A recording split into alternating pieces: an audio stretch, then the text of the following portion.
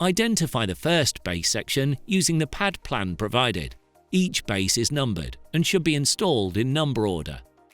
Start by fitting the lock nuts to the adjustable feet, then attach to the underside of each base section.